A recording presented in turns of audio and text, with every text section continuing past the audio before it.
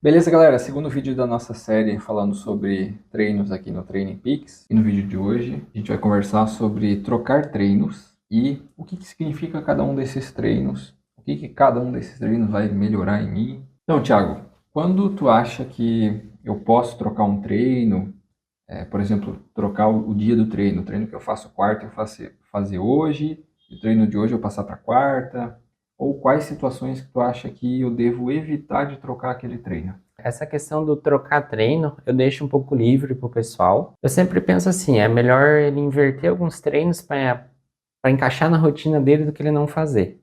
Eu dou algumas dicas, algumas orientações. A primeira é nunca fazer um intervalado seguido do outro, né? Fazer um intervalado num dia e já fazer o outro no outro dia. Isso não é legal, né? Então, às vezes é preferível que ele não faça um dos treinos e faça o outro, né? Entendi. Eu vou dar o exemplo teu aqui, que tu tem quinta, tu tem um intervalado e tu tem sábado. Puxar esse de quinta para sexta, né? Fazer o intervalado de sexta e já emendar um sábado. Isso não é legal, né? Um intervalado seguido do outro. Uma outra dica que eu dou para o pessoal é tentar, no máximo, inverter treinos aqui em pares. Por exemplo, pode inverter aqui, ou pode inverter aqui. Entendi. Entendeu? Isso, ok, é plausível de ser feito. Por exemplo, hoje aqui é terça, que está no treino livre ali na tela. Uhum. Eu puxar hoje o treino de sábado já não seria tão interessante assim. Não, manipular treinos muito longos já não fica legal. Tiago, se eu tenho algum dia da semana, por exemplo, surgiu um contratempo, bem na quinta-feira ali, que é o dia do meu intervalado. Eu julgo como sendo importante um treino intervalado. Então, é legal eu pegar esse intervalado e puxar para o meu dia que tem um treino Z2 para executar ele. E daí, no dia que eu não posso treinar, eu deixo de fazer aquele Z2. Isso. Vamos dar um exemplo aqui, né? Por exemplo, quinta e sexta, aqui, ó, quinta tu não vai conseguir treinar, não vai conseguir fazer o intervalado, né? Mas amanhã tu consegue. Amanhã tu teria só um Z2, um giro ali e tal. Puxa o de quinta para amanhã e faz o intervalado. Dá Daí quinta, prioridade para executar o dá intervalado. prioridade para executar o intervalado. E o pessoal vai entender ali, que quando eu for falar dos treinos, por que dar prioridade para os intervalados, em relação ao Z2. Já vamos emendar nesse tema, nesse tópico, que é o que significa cada um desses treinos. Qual que é a importância do Z2 para o ciclista? Para falar um pouquinho desse tópico, eu acho que é legal assim, ó, a gente entender tudo como um todo, vamos dizer assim, o planejamento como um todo. No treinamento esportivo, né, na organização, na periodização, a gente tem vários tipos de periodização. Piramidal, polarizada, polarizada invertida, de sweet spot, que é mais o limiar, o entre limiares. Tem vários tipos. Vamos dizer assim, nesse teu bloco de treino aqui, ó, como um todo, o que eu estou dando prioridade para isso aqui? É uma organização piramidal. Bastante tempo ali no abaixo do limiar 1, que seria o Z1 e Z2, Certo. certo? Um pouquinho menos entre limiares, que se encaixaria esses treinos aqui, ó, de limiar, todos esses estímulos aqui, né? Certo. E bem pouquinho acima do limiar 2, que seriam estímulos de VO2 e tal, que são esses caras aqui, Entendi. né? Então, nota aqui, ó, bastante volume em Z2, aqui, ó, treino contínuo, treino contínuo, treino contínuo, ó, aqui, ó, volume em Z2, tudo isso aqui, ó, né? Que vai somar lá no começo, os tiros aqui, que é a ponta da pirâmide. Então, eu estou fazendo uma organização piramidal contigo, é uma periodização dessa forma, Sim. né? Que tu está trabalhando comigo, Jorge. Às vezes com outro Não, com atleta outros uma pode ser outra estrutura coisa, diferente. diferente, né? Normalmente eu trabalho muito o polarizado, mas a base sempre vai ser o dito treino de Z2. Sempre vai ser o que mais vai ter volume, sempre vai ser a prioridade, assim, o maior volume. Vamos pegar esse treino aqui, ó, mais longo de Z2, né, para pegar de exemplo. Por que esse treino de Z2 ele acaba sendo tão importante? Porque ele gera muita adaptação, né, sem tanta fadiga, né? Então tu consegue fazer um treino longo de 4 horas, chegar em casa, vai descansar um pouco, no outro dia tu vai estar bem para fazer o outro treino, né? Então, como é a baixa intensidade, ela não gera tanta fadiga, então tu consegue treinar mais. Por isso que os profissionais fazem muito treino longo. Então é um treino que ele gera as adaptações fisiológicas importantes, mas não me cansa tanto. Exatamente, né? Então tu consegue acumular muito volume por causa disso. Mas aí vem uma questão assim, né, que a gente tinha colocado ressalvas no treino de Z2. Essa questão do Z2, ela funciona muito para quem é um amador que tem tempo e para quem é profissional. Sim. Nem sempre ela vai funcionar tão bem para aquele cara que é amador que não tem tanto tempo. Porque, Por exemplo, assim, o profissional ele treina 20 horas por semana. Daí ele vai fazer, muitas horas de Z2. muitas horas de Z2. Mas daí o amador que Tem 8 quando fez horas. assessoria contigo, falou, eu tenho 8 horas. Tenho 8 horas. Eu não É. vou colocar o cara para rodar 8 horas em Z2. Não tem como, né? Então eu já faço um trabalho diferente com ele, né? Eu coloco muito mais tiros, né? Muito mais intervalado e tal, para eu realmente gerar estresse nele. Esse estresse vai gerar adaptações, Certo. né? Então, eu posso fadigar ele a cada treino. Porque ele vai, um exemplo, ele vai treinar terça, vai descansar na quarta. Vai treinar quinta, vai descansar sexta e sábado. Vai treinar sábado e domingo. Então ele Ele dou vai ter dias porrada, de descanso. descanso. Porrada, descanso. Entendi. Né? Legal. Então, E quando a gente vem para o tiro de alta intensidade, como é o caso desse de quarta-feira, qual capacidade que esse tipo de treino está melhorando?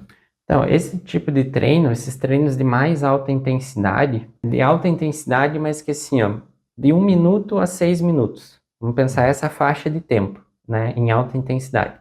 Visa muito o trabalho de aumentar o VO2 máximo. O que é o VO2? A capacidade de tu absorver oxigênio, transportar dentro do teu organismo e utilizar aquilo lá.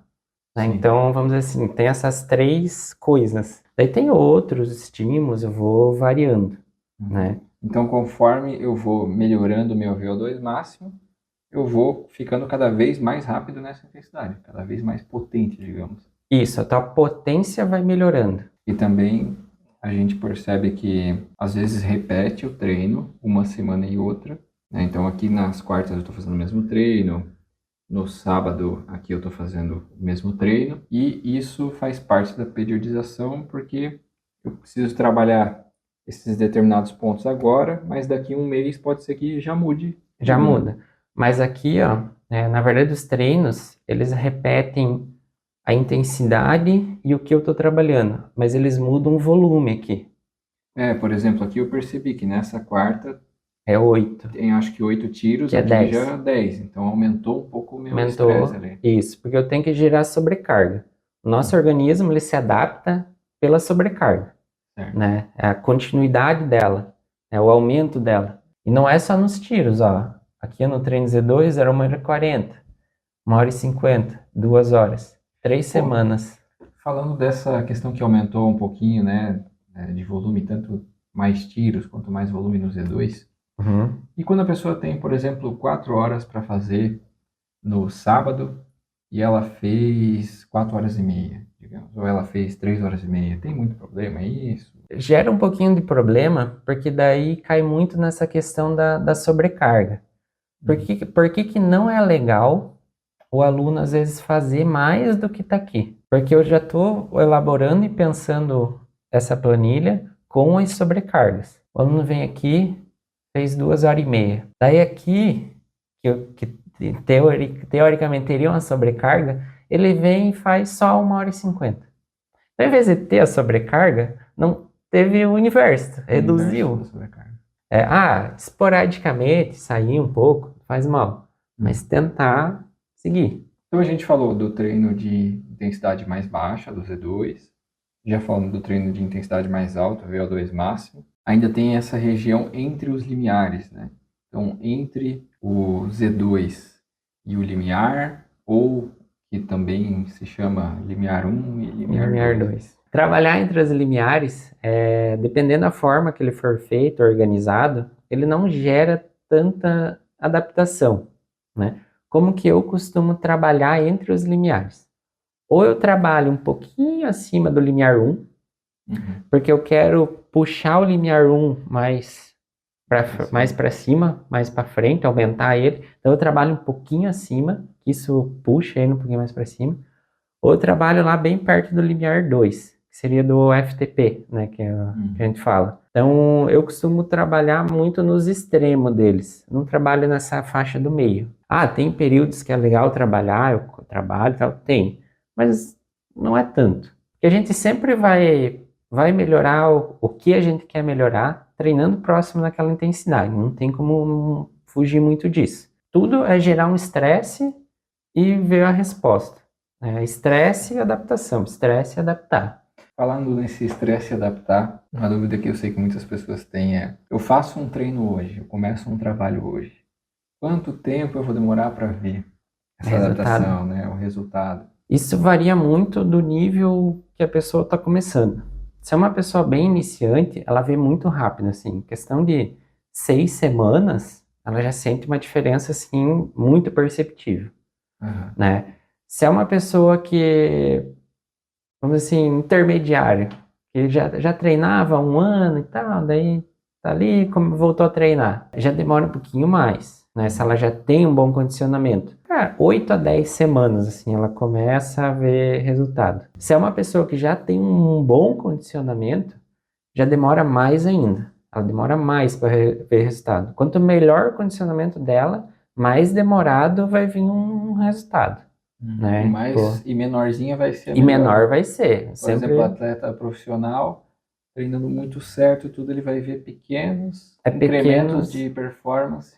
Exato, ao longo do tempo. É ganho muito pequeno, assim, né? E quanto mais forte a pessoa for, mais, vamos dizer assim, mais tu tem que exigir dela para conseguir gerar uma adaptação, porque ela é muito forte, então tu tem que estressar demais ela para ter um golinho, porque senão não vem. E até assim, eu era um cara muito fixado no número do meu FTP. Então eu olhava assim, o meu FTP está em 250 watts, eu quero melhorar o meu FTP. E hoje eu vejo que eu posso, às vezes, estar com esse mesmo FTP de 250 watts por alguns meses, mas eu vejo melhoras muito significativas em VO2 máximo, em como eu estou aguentando andar nesse FTP, como eu estou me recuperando entre os tiros. Então, já que tu tocou nesse assunto, vamos fazer um próximo vídeo para falar um pouquinho para a galera dessa questão do FTP e de outras variáveis, outros protocolos, outras, vamos dizer assim, potências mais importantes que a gente tem do que o FTP. É legal para tirar um pouco, desmistificar essa questão do FTP. Legal, vamos gravar um próximo vídeo então falando sobre o FTP e outras métricas também, né? Fechou? Obrigado, Thiago. Fechou. Até o próximo vídeo, galera. Valeu. Valeu.